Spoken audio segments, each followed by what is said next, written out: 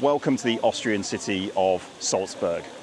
This city is well known for Mozart and the sound of music, but it has a darker history involving Hitler, the Nazis, and then in the liberation of 1945, that of legendary soldier Audie Murphy.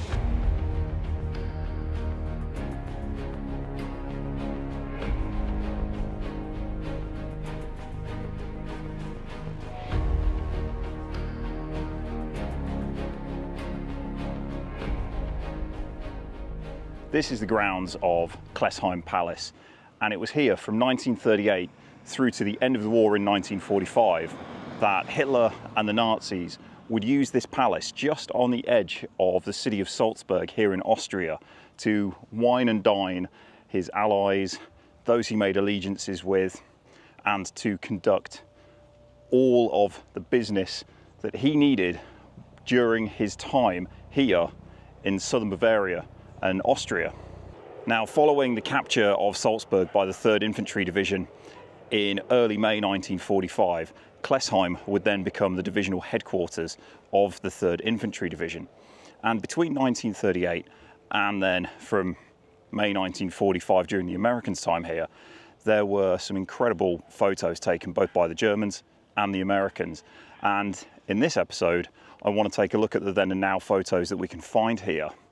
Today, the former palace is now a casino, so sadly I can't go inside and film there, but there's lots of great then and now photos that we can still find from here in the grounds.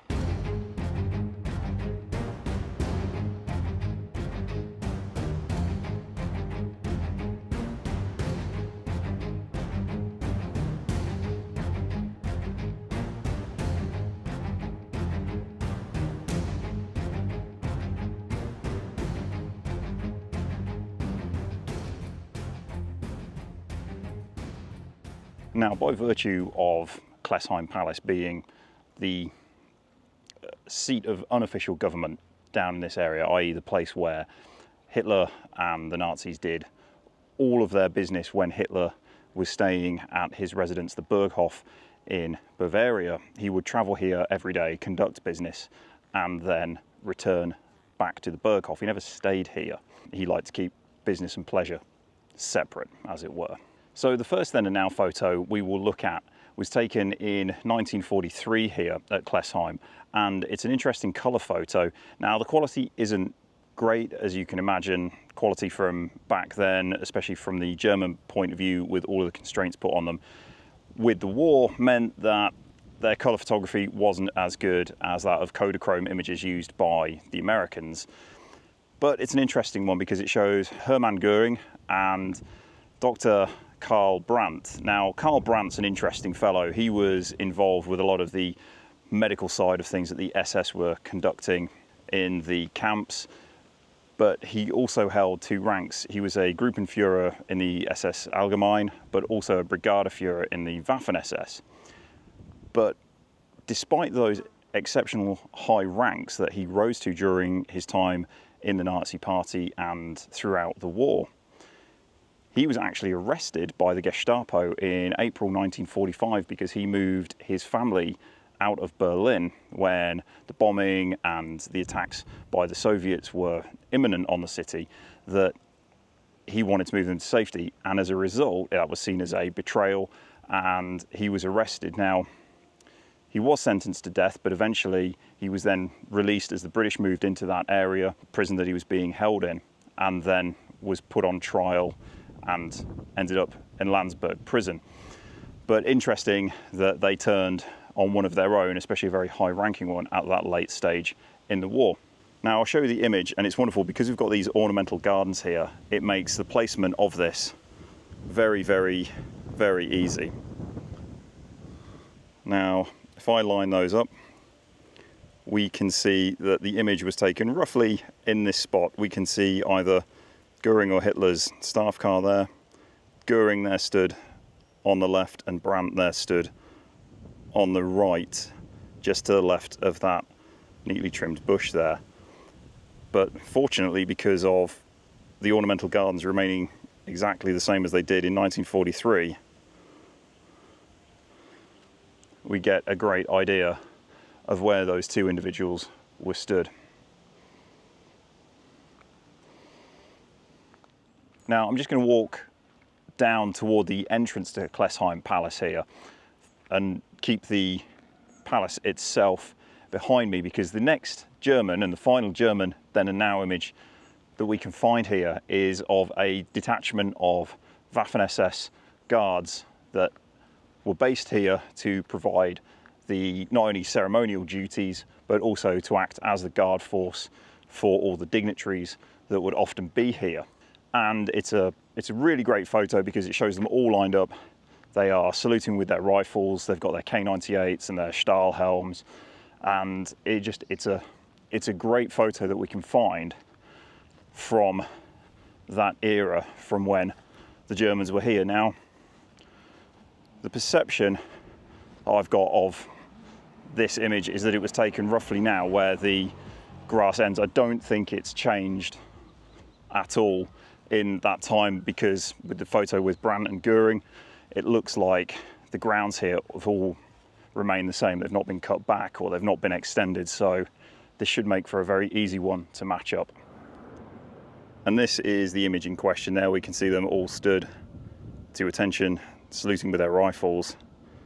And as you would expect from any stately home that has retained its sort of purpose throughout the intervening years, the view today remains basically the same, other than to see casino written up there and to have the sun awning on the terrace.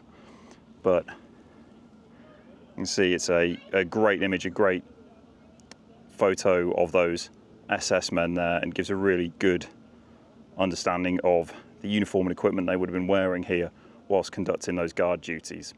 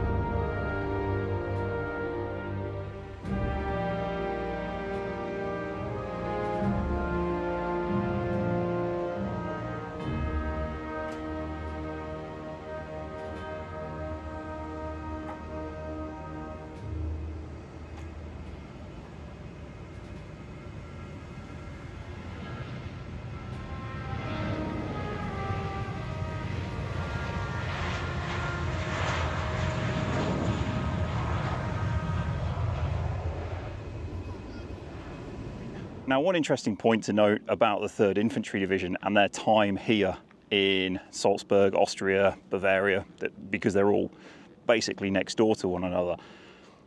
Early May 1945, 3rd Infantry Division got here, and the orders were that the French 2nd Armoured and the 101st would take Berchtesgaden.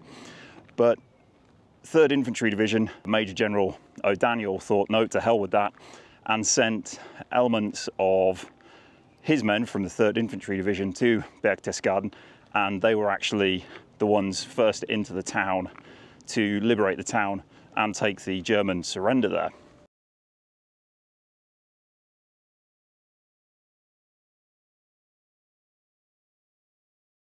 Now, for the remaining then and now photos here at Kleßheim, the first one we'll look at is a wonderful photo of Major General O'Daniel, the commanding officer of the 3rd Infantry Division.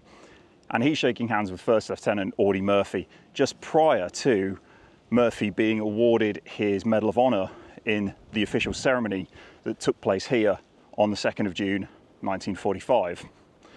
Then there's some other general ones of the 3rd Infantry Division here, and I've got to admit they really do show just what an amazing place this must have been when the Americans took over in May 1945. And it's just here where this stag sits on this plinth where Murphy and O'Daniel were stood. And if I bring the image up now, the wartime photo is rather washed out. Unfortunately, it was overexposed on the sides, but if I just move it around ever so slightly, I think we'll get a better perspective on it. And there we can see O'Daniel on the left and Murphy on the right, as he's congratulating him for his actions at Holtzwihr on the 26th of January 1945. So really only sort of 5-6 months from when Murphy had his action, he's then being awarded his Medal of Honor here. And that's it as it appears today, and we can see that it still remains exactly the same really as it did all those years ago when Murphy was here being awarded his Medal of Honor. So the next image we'll look at here at Kleßheim is taken only a few meters away from where the photo of General O'Daniel and Lieutenant Murphy was taken, and it shows one of the former German staff cars repurposed with a big US star on the side and being used by the 3rd Infantry Division here at Kleßheim. And it also appears in the next photo we'll look at after this one. So there we can see the staff car with the US insignia painted on the side of the door and some US officers stood around the side. But also in the upper right corner you can see the US 3rd Infantry Division, the Rock of the Marne patch, hanging proudly from the balustrade there. It really does make for a great comparison all those years later. Now on the opposite side of the palace to where Major General O'Daniel and First Lieutenant Audie Murphy were having their photos taken, there was another great shot taken looking from the palace down to the entranceway. And I believe this was taken on the 2nd of June 1945 during the official award ceremony for Audie Murphy and for the other men of the 3rd Infantry Division who were being awarded medals that day. Now, thanks to the palace remaining the same as it did 79 years ago, this comparison is extremely easy, but we can see the men there lined up on the grass in the middle of the grounds. And today the view remains basically the same. The only new thing is the cars and the addition of the casino sign. But other than that, a great then now comparison. Now, one interesting thing about Kleßheim was this place was used to store many German awards. So Knight's Crosses, Iron Crosses, all of the very prestigious German awards that were brought in by the Nazis. And they were still here in May 1945 when the Americans arrived. Now, as a result of those medals being here, as soon as the GIs saw them, it was fair game for them. And many ended up making their way from here at Kleßheim back to homes across the US. And since then, there have been many stories about how many were here. Some rumors say there were boxes and boxes of awards that were loaded up and shipped back to the US. Other accounts say it was only a few hundred, but either way, there was definitely a lot of former Nazi medals that were here that then made their way back with the soldiers and then probably today in private collections across the US and elsewhere in the world. So the final then and now image that we'll look at in this episode is of what I believe to be Battery C of the 10th Field Artillery Battalion, one of the 3rd Infantry Division's inherent artillery battalions that they had within the division to provide fire support missions for them.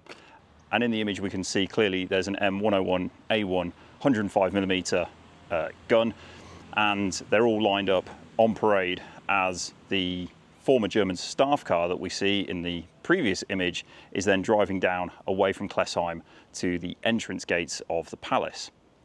So here's the image, and you can see there on the left there's the M101A1 105mm field gun and officers giving the salute to the column as it drives past, and there we can see the guidon with battery C on there. You can see the crossed cannons for the field artillery, and I believe it's a 1 up there, which would make this the 10th Field Artillery Battalion.